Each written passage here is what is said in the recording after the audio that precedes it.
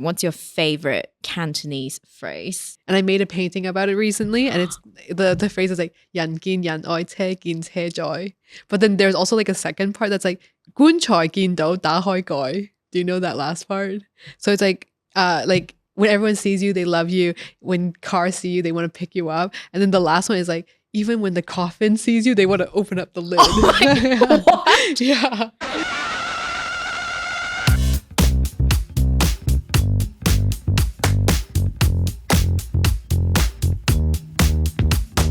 Welcome to Proudly Asian, a podcast series that tells bold and proud stories of Asians by Asians.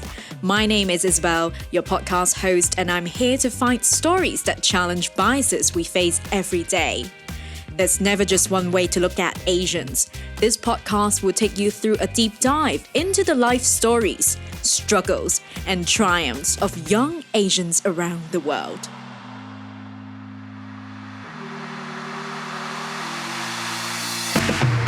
On today's episode, we have Kitty Wong, a Chinese-Canadian award-winning illustrator based in Hong Kong. Known for her playful depiction of Hong Kong's culture and food, Kitty joins us to talk about growing up in Canada and her career as a full-time illustrator.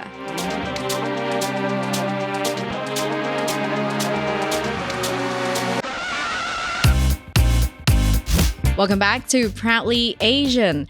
Now for this episode, for our guest who is joining us, you might not have seen her face, but I feel like there's a very high chance that you might have seen her creations and illustrations around town, in Hong Kong, or in materials about Hong Kong.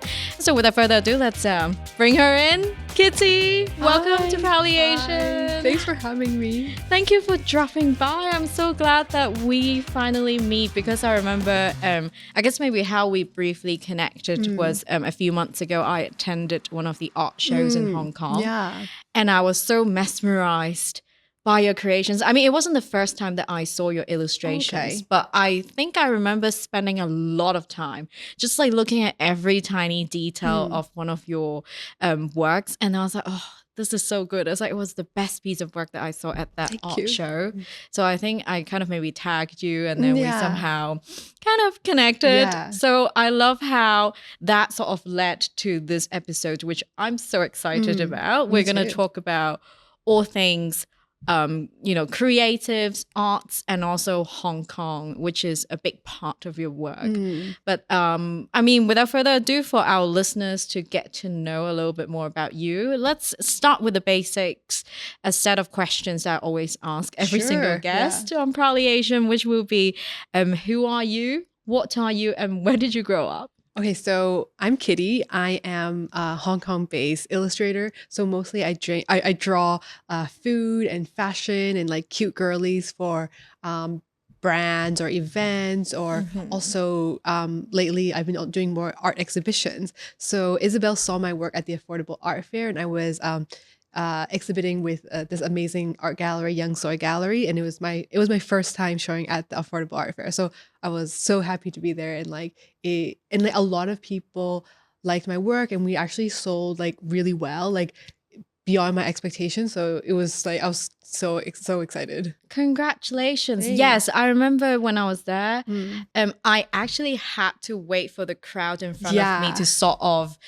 finish admiring your work before I could step in and have my chance to like examine it closely. And I also saw afterwards on your IG stories, you also had to like personally touch up some of the prints, right? Yeah. So when they get sold, so each piece is like has like hand painted elements, so to make the prints more special and unique. So we sold quite a few. So for a few months after, I was painting, hard at work, doing the hand embellishments. Yeah. Wow, we'll definitely talk more about the inspirations about your works afterwards. But now, like going back to your background, you mentioned you grew up in Canada. I'm just curious, what was your childhood like? What are some of the fondest memories you had, or like even what was breakfast like for you? Well, that's a fun question with breakfast. So I was born in Hong Kong, and then like before the 1997, there was like a huge wave of immigration, and me and my family were one of those people. So when I was in grade 2 or 3, we immigrated to Canada. So I didn't even really speak English at the time. So we moved to this really, really small town outside of Vancouver. And then, so yeah, when I got there, there was not very many, there was like one other Asian girl in my class. So I felt very like, oh, so like, I felt like, oh, kind of embarrassed to be Asian, like didn't want to like stick out. Right. And then, so back to like what I eat for breakfast. So I guess I was always like just trying to reject my Asian culture. And then so I always begged my mom, like, please buy me those like sugary American cereals. Like my favorite was like cinnamon toast crunch. So that was my favorite breakfast. But I didn't get to eat it a lot. Wow. What about like school lunch? Did you pack maybe like more Asian related food, or like you would ask your mom to like, oh, just pack, things like lunch bowls? Yeah. So yeah, at first my mom would pack me Asian lunches, and then like I would bring like noodles, and then like the kids in my class, like they like no one was like really mean, but then they'd just be like kids, right? They'd be like, oh, what are you eating? And then they'd be like, are those worms? And then because they're like noodles. Because back then like Asian culture wasn't cool like how it is nowadays. I know. Everyone like drinks bubble tea now, but back then Asian food was kind of weird. Yeah. So I was begging my mom, please, like, can I just have sandwiches? That's like white people food. Yes. Yeah. Yeah, I mean, like kids these days, I wouldn't say like they're lucky necessarily, but then it's a good time to be Asian now. Yeah, for like sure. Especially at school, because now with like the awareness of like Korean drama, Yeah, K-pop, yeah. all things Asian. Yeah. It's like Asian is kind of, Asian? the shit. Cool. Yeah. Even like TV shows, there's like, Ali Wong, and like Fresh Off the Boat. Like back then I don't remember any cool Asians on TV. I know. It's a Yeah. shame. Like Yeah. there were a lot of cool Asians, but then they just didn't get like the recognition that they Mm. deserved. And Yeah. I wouldn't even be surprised if these days at like school, Yeah. let's say in the UK, in the US, or like Canada, there would be like even non-Asian kids who would request like Asian school lunches. How cool Yeah. is that? Yeah. I think they like on like Instagram and stuff, the moms will make like bento boxes. Yeah. Nice. And you mentioned a little bit about like when you first moved to Canada, there was maybe a tiny bit of like culture shock or like identity crisis because you so badly wanted to fit in. But growing up in like a Hong Kong Cantonese household, was there still something that might be like very Cantonese that your family would do in Canada to sort of keep that culture around? Well, we thankfully the town we moved in was very small, and it was like very white and Western. But luckily it was the same town that my cousins and aunts also moved into. So we did have a nice little small Asian community. And then we also had like a Chinese church. So having the Chinese churches also made a huge difference, because when we first got there, we didn't really know how to do things, and my mom didn't have a car yet or know how to drive, and then people from the church would like drive us. And then when I went to the new high school, one of our neighbors from the church, like he would show me around at the high school, and then like kind of inspire me, and then like he would show me that like all the scholarship plaques, like he would show me like, see all the scholarship plaques that all the Asian faces are on there. And so it made me think, oh yeah, like this is so inspiring, like I need to be on there too. Yeah. Wow, that's like Asian pride. Yeah, it is. Yeah, proudly Asian. Yeah. And I mean, like, I don't know for a lot of Asian diaspora kids, whether or not they grew up in Canada, the US or like the UK, a lot of them might kind of like share that bond or memories over maybe watching Cantonese drama, like TVB or like listening to Canto pop.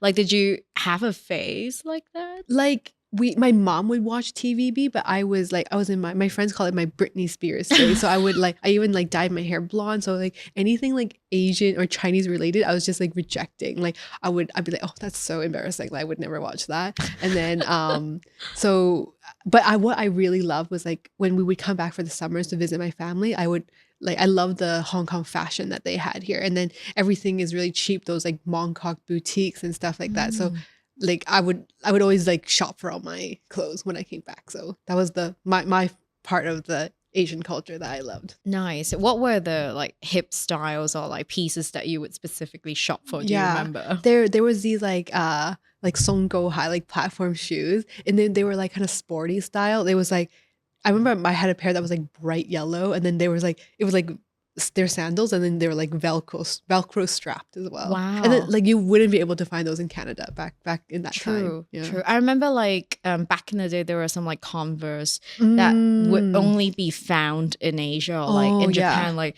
they would say, oh, this is like Japan exclusive, which is like multicolored patchwork type of Converse. Yeah. And I remember seeing some like Converse platforms as well. Yeah. I would have liked all those platforms. Yeah. Nice. And now it seems like maybe platforms are coming back. Definitely. Yeah. It's all the like Y2K is back. I know. And afterwards, like you sort of moved back to Hong Kong, right, from Canada. I'm just wondering, like, what really prompted the move? And when you first arrived, was there reverse culture shock or like would people, oh, you're Guaimu? Yeah. I mean, definitely when I first came back, like I was definitely much more Guaimu, and like my Cantonese is just really rusty because I was in uni in Toronto, and like I didn't speak Cantonese, and then but I did feel like nostalgic for it. Like I was really into like looking at blogs, and then people would blog about like having siu ye and stuff like that, and I was really into this idea. I was like, oh, I want to eat like the siu ye from the white styrofoam when, like Zanga was, or maybe or just I don't know, just like blogger. Okay. So when I first came back, I really had to brush up on my Canto. I think it took a few years like to get it back. Yeah, so like even when I like order food at a restaurant, like I had a time where my friend was a vegetarian, and he was like, oh, can you help me order because I need vegetarian food? And then I remember like I was like, okay, I'll help you order. And then when the food came, it was like a plate of ham, and I was like, oh no. Wow. So you mentioned when you were in Canada, you also kind of like changed up your style as well. Like I wonder, like when you first moved back to Hong Kong, like were people like, oh, what kind of style? Yeah. So back in Toronto, it's really cool to be like so I went to like a university that has a lot of like design and like communications, so it's really cool to be kind of like a poor artist look, right? And then you can like DIY stuff, and then I would like paint on my shoes and like, you know, a lot of thrifted items. And then when I got to Hong Kong, I started like looking around and then be like, oh no, everyone has like designer stuff. And then I'm like, oh, like all these like everyone just looks rich and put together. Right? Yeah. So I had to like, I was like, oh, like it did inspire me to like have a different look since I've come back. Yeah. I get you. Like I think I still find it fascinating how like maybe in Central on any given day, like even during the summer months, like there would be a lot of guys who are like all suited up. I don't like know full how. suits. I'm just like, how? Like, can you teach me how to stay cool? I think they just stay inside, you know, and then they like just get in a taxi, and then I see. Or like unless it's like maybe underneath the blazers all soaked. Yeah. Or it's all the Uniqlo what is it, like Airism. Yeah, maybe it's all Airism underneath. It's the greatest Asian invention. Airism. I mean, that kind of like reminded me, there was a time when I just came back from like a holiday in Greece, and then like I made it a point that I wanted to tan and all. And then tanning. And then when I was in Hong Kong, I remember like going into one of the drugstores and I was a little like toasted, not completely dark. And then I remember a lady was like, oh, do you want whitening product? I was like, I just spent a fortune. Like going to Greece to tan. Like, why would I want whitening products? I remember like when it comes to like reverse culture shock, that was like one of the most distinct moments. They'd be like, oh,點解曬到咁黑啊? It's like, it's like, it's like always the first thing. I think when I was a teenager, I would like bake myself in the like in our backyard, but now I definitely wear sunscreen every day, and like I need to like protect myself. Oh my god. This is I mean, I feel like I don't know, it's like I don't know if you see this as like one of the signs, but then like when you start really caring about like putting on sunscreen, that's when you're like, okay, I'm no longer a young Asian, I'm a mature Asian. I'm an Asian auntie now. I've got like the big hat and my sunscreen. with the brolly everywhere you go. I think like around the like 3-year mark, then you like let go of your ego and then you start carrying the sun umbrella. I know, but then I guess maybe our older selves will thank ourselves for doing For that. sure, yeah. Yeah, but going back to your career as an illustrator, right? Has it always been in you? Like, did you always know that you wanted to do something like this? I think when I was younger, I always wanted to do something creative. And then so when I was really young, I was like, oh, I want to be a pop star, you know, but like I don't know how to sing. I just thought it was like cool. Britney. Yeah, you want to have like the cool outfits and stuff. And then after it, my like the serious dream I had was when I was a teenager, I really wanted to be a fashion designer. So I went to uni for fashion design. Yeah, but that when after I got my first job in fashion design, I realized that like, oh, actually, I'm not really good at this job, and it's not like the fantasy that I had imagined. Yeah.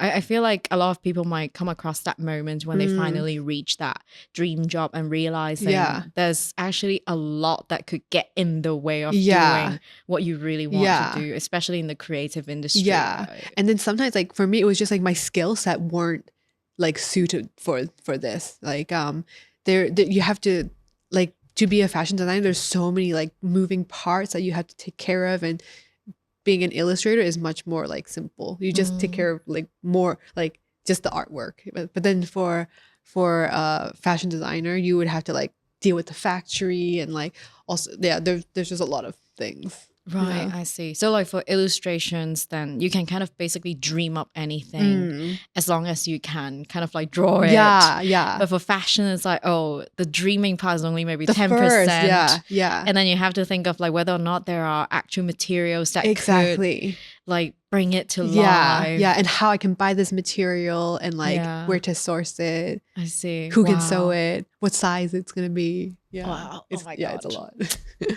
If you have a dream in fashion, don't listen to this pod. No, but maybe you would think like, actually, I'm good at managing all those things, so then that's for you. Yeah, that's true. Yeah.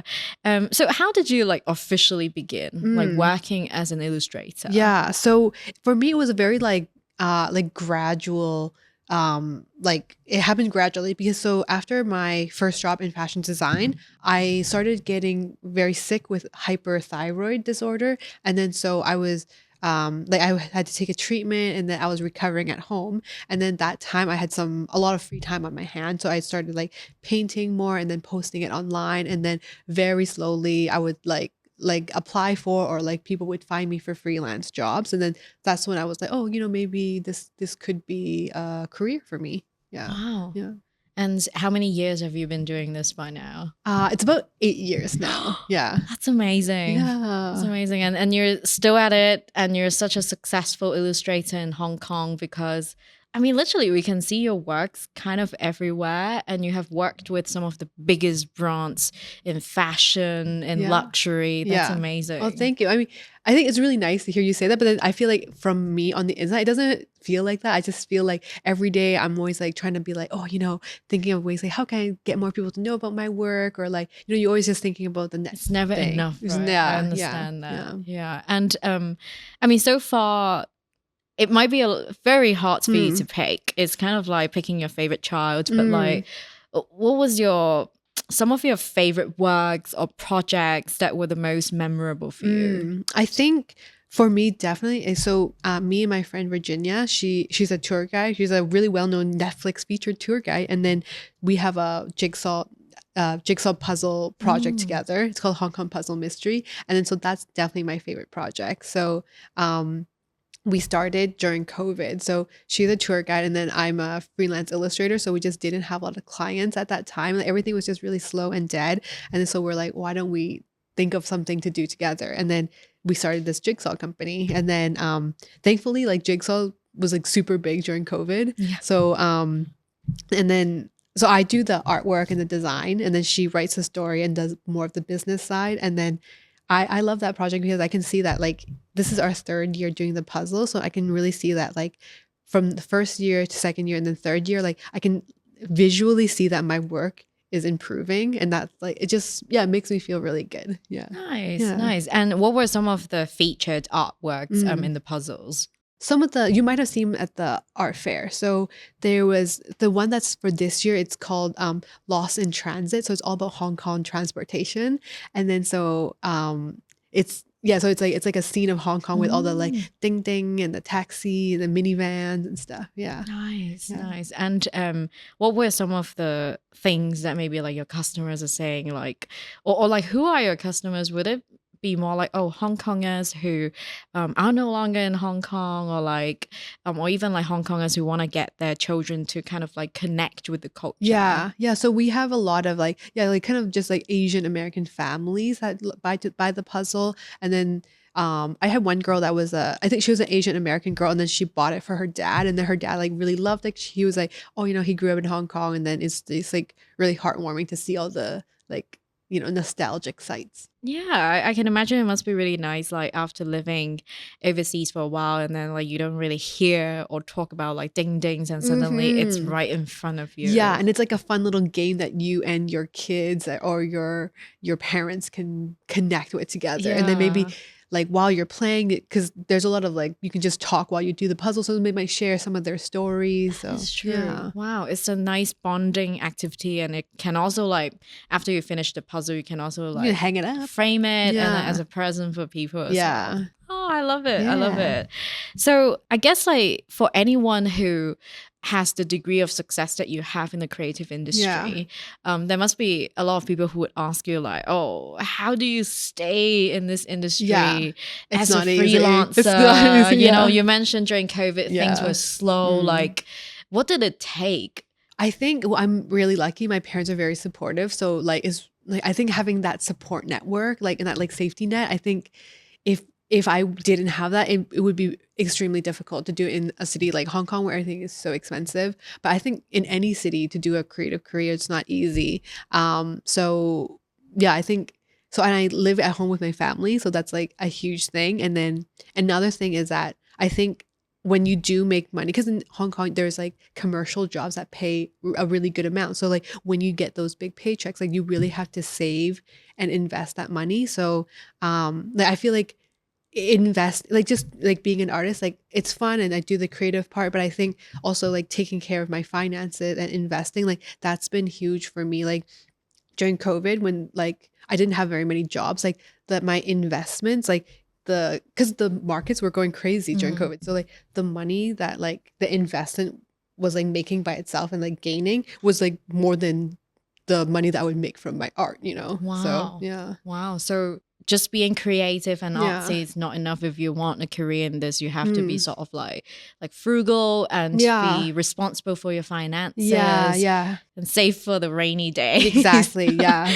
As like the like older Asian aunties Yeah. would tell us. Yeah. Nice. Wow. I don't know. It's like when I finally got to know more about your story, I was like, Mm. wow, it must be not easy for her to like do this for this long and to do it this well. Yeah. Yeah. Sometimes I have other creative friends that I'll like be like having a really struggle week and I'd be like, oh, like, is it ever gonna get easier? And then my friend would be like, no, it's you always gonna have to hustle. And I was like, oh, that's not what I wanted to hear, you have to like keep that fire, Yeah. that hustle. Yeah. Like, would you say that could potentially be some of the most difficult challenges working as an artist? I think so. I think for me the challenges is like marketing yourself and then also like making sure you can sustain yourself to keep going. Yeah. Yeah. Because when I first started, I thought like my biggest challenge would be like, oh, so I can build my skill set. But then I feel like that was just like the first little hill. And then now I'm like, okay, how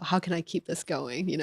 Yeah. God. Wow. It's and also like to keep that energy to like be out there, meet more people. And because like I guess for like freelancers, you never know if a person that you meet randomly Yeah. could lead to kind of another opportunity. Yeah. So I feel like sometimes like I hear from my freelancer friends as well, like staying like social, Yeah. like motivated to go out there and to meet people Yeah. even on days that they don't feel like it. It's true because it's like I think it's really good to build your following online with like social media, but I think sometimes you still have to like once people might be like, oh yeah, I like her art, and then maybe they're like like an art director or whatever, and they'll be like kind of thinking about you. But then once they meet you in person, then they like, oh, then you're like, oh, actually, I should contact you for this job. Like sometimes, like just to put your face to the name, then they feel more comfortable to hire you. And yeah, so even though I'm not like a super going out there networking kind of person, but it really does help. Yeah. Wow. It's not easy. And now you're in your 8th year doing this. Like, what would you say is your creative mission, or like through your artworks, do you have like any message that you want to tell people about? Maybe the subject that you always illustrate, which is Hong Kong or all things Hong Kong. Yeah,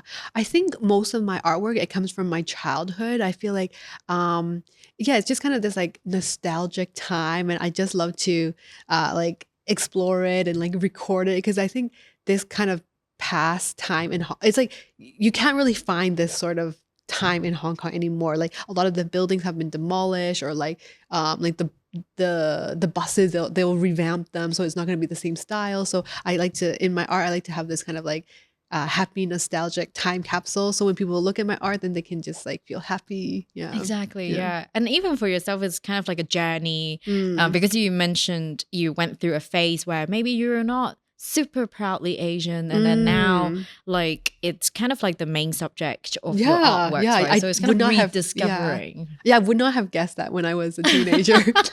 I would make my art or my career about this. Do you think your teenage self would be proud of you, or be like, yeah, whatever? No, I think she would definitely be proud. Nice. Yeah, because I think like there would be like a secret part of me that's like, oh, like it's like, oh, now I don't have to be embarrassed, Yeah. That's lovely. Yeah, I remember like seeing all your artworks, and then sometimes like it's just basically on a painting, you're kind of like painting all sorts of Hong Kong specific baked goods or cha chan tang drinks. I was like, oh yeah, like that exists. I was like, you forget about some of them. Right?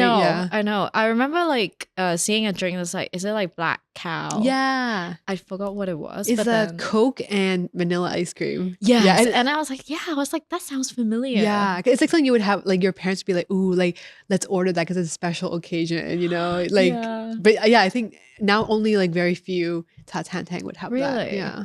I mean, that drink sounds like the boss. Like it's two best things together. Yeah. It's like ice cream and Coke. Yeah. There's also another one, like I think it's called White Cow, and it's Sprite and vanilla ice cream. Oh, I had no idea.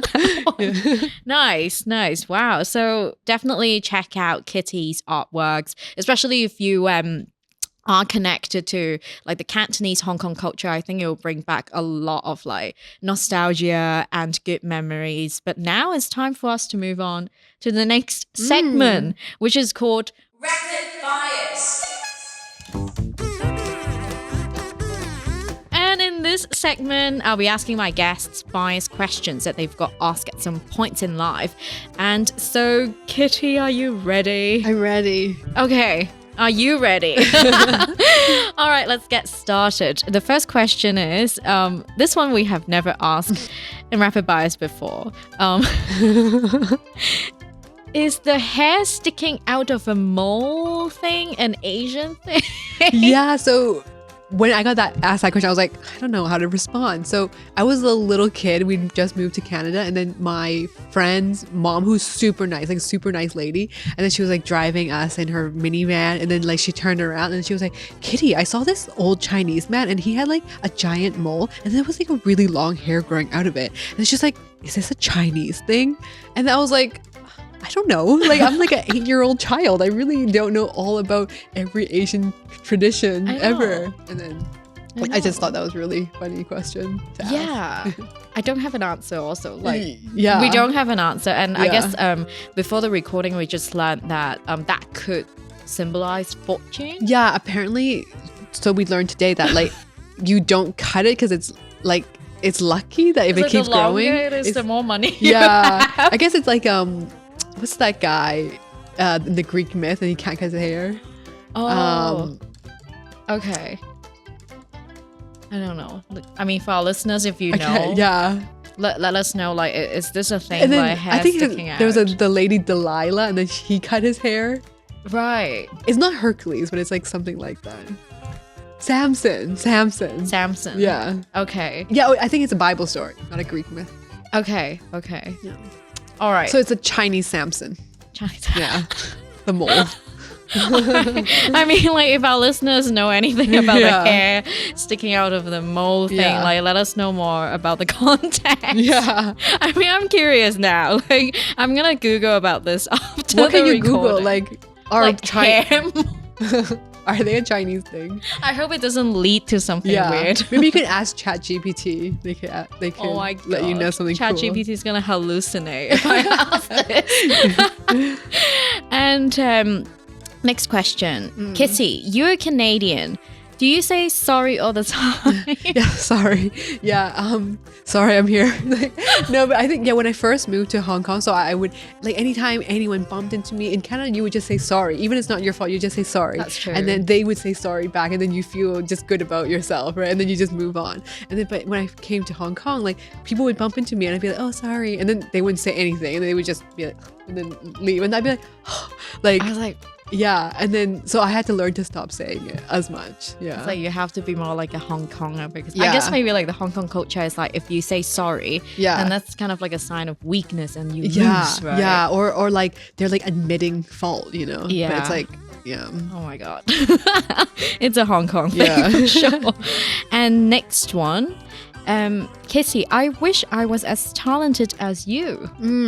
Yeah, I get that. Sometimes I get that comment from people, like maybe they come to my art show and they're like, oh, I wish I was as talented as you. And then they're like, I'm not really good at drawing at all. And then, but actually I think the talent is just like the first like 1%, and then you just keep building on top of it. So I think like if you're interested in like arts or painting, and you haven't done it in a long time, like don't let like talent stop you. I think even when I first like started painting again back in like, university, or back when I was like at home with my thyroid disorder, like I wasn't like that good, so it's just keep practicing. Yeah.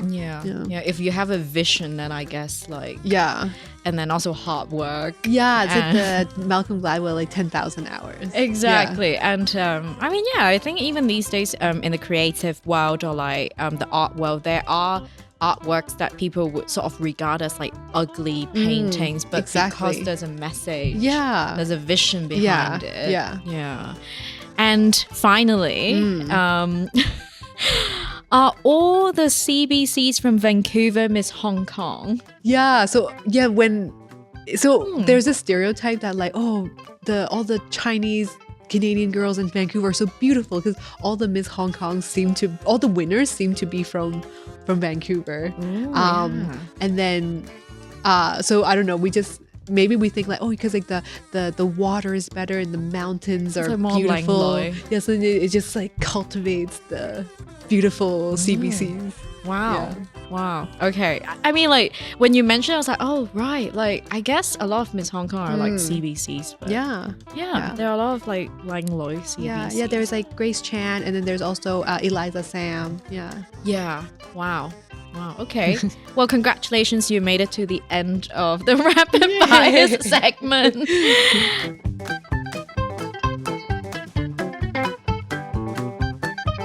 And for now, we will be wrapping up the episode. But before we go, I just have a few more questions for you, Kitty.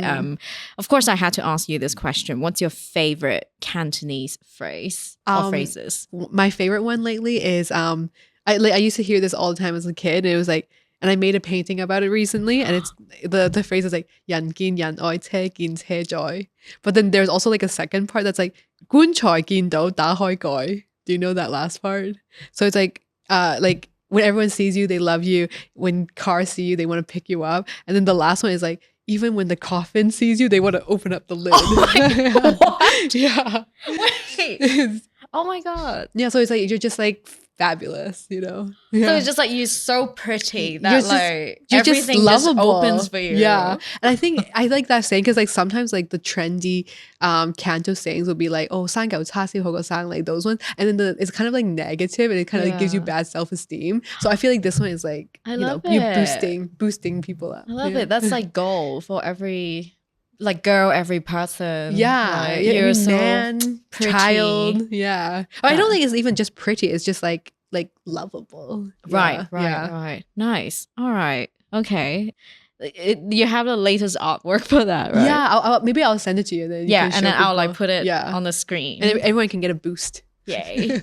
And the next one is like, this is a new thing that we have started doing recently, which is for Proudly Asian, we are having this like collective music playlist on Spotify that we invite our guests and also our listeners to contribute and add their favorite like maybe Asian musicians or like Asian songs into this collective playlist. So what would be your addition for us? Yeah, that's a really fun question. I can't wait to listen to that. Mine is lately there's this show on Netflix. It's called like Pop Star Academy, and then so these girls they get picked, and then they're like the first like global K-pop group. So there's like a girl from the Philippines, a girl from Korea, and like the US and stuff. The band is called Cat's Eye. They have many songs, but maybe I'll pick like Debut.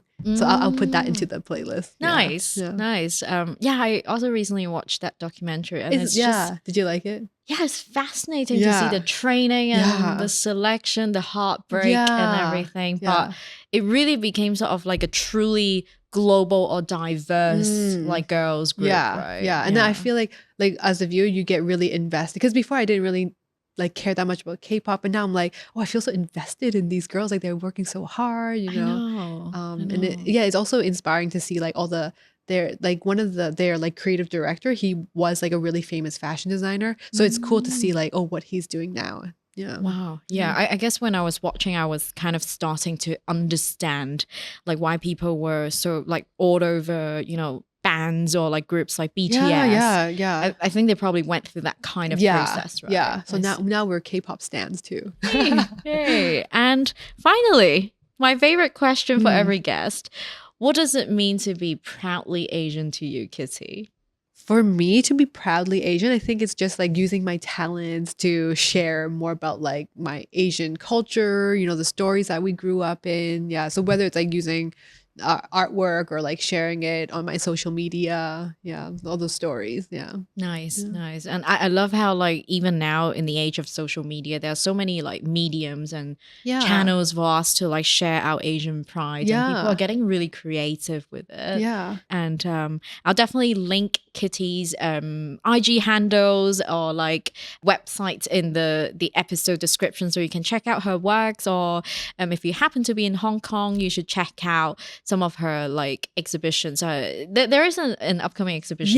There is. So there's a Thai on, it's like a Thai, but it's a hip one. They have like coffee and scones and stuff. And then so in November, I'll be doing a little exhibition there, so people can come.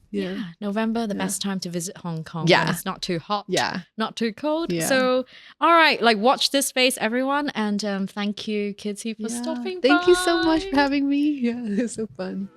Yay! That's it for this episode of Proudly Asian. Don't forget to follow us on Instagram at proudly.asian for more content. We are on Spotify, Apple Podcasts, and YouTube. Leave us a 5-star review on wherever you get your podcasts.